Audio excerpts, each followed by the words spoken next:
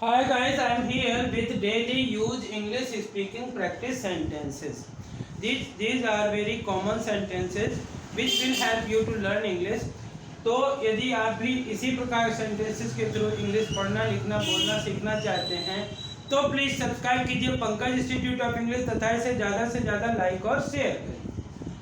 Our first sentence है you are very extravagant। जब आप देखते हैं कि कोई व्यक्ति बहुत अधिक खर्चा करता है, जहाँ पे कम पैसे खर्च करने चाहिए वहाँ पे भी ज़्यादा पैसे खर्च करते हैं, तो बोलते हैं आप बहुत खर्चालू हो। You are very extravagant।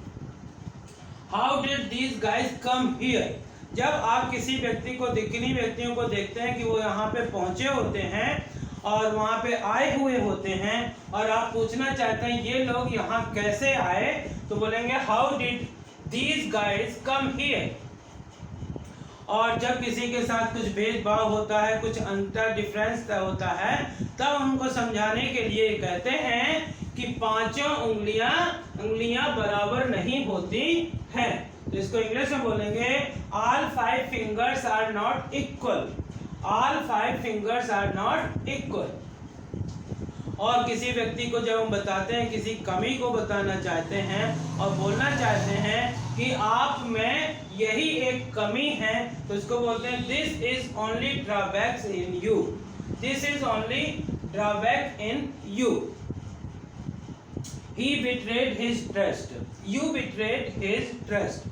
जब हम बिट्रेट मतलब होता है विश्वासघात करना है। यदि हम कहना चाहते हैं कि आपने उसका भरोसा तोड़ दिया है, आपने उसका विश्वास तोड़ दिया है, तो हम उसको इंग्लिश में बोलते हैं you betrayed his trust.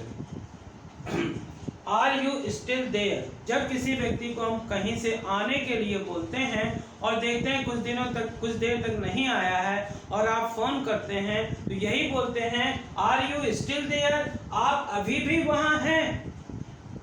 I made him understand again and again।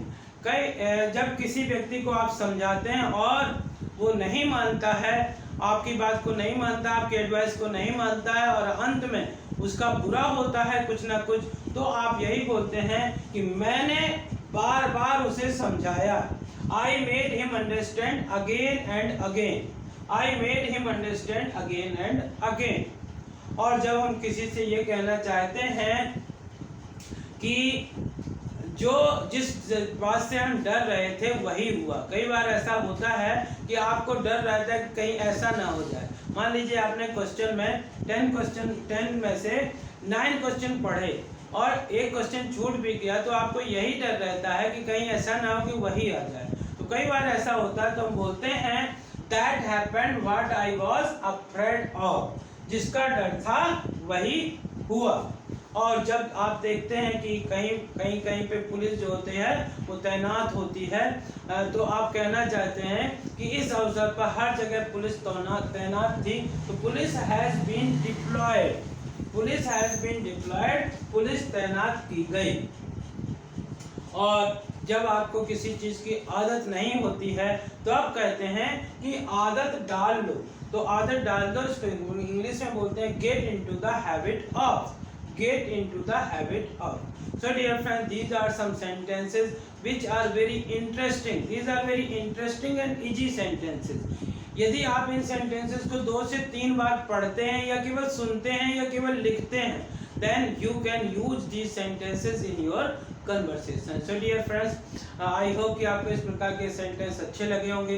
यदि अच्छे लगे हो तो इन्हें ज़्यादा से ज़्यादा लाइक करिए, शेयर करिए, और यदि आप चैनल के लिए नए हैं तो प्लीज़ इसे सब्सक्राइब करिए, बेल आइकॉन को प्रेस करिए ताकि इस प्रकार के वीडियो जब भी अपलोड हों तो उनका नोटिफिकेशन आप तक पहुंच सके।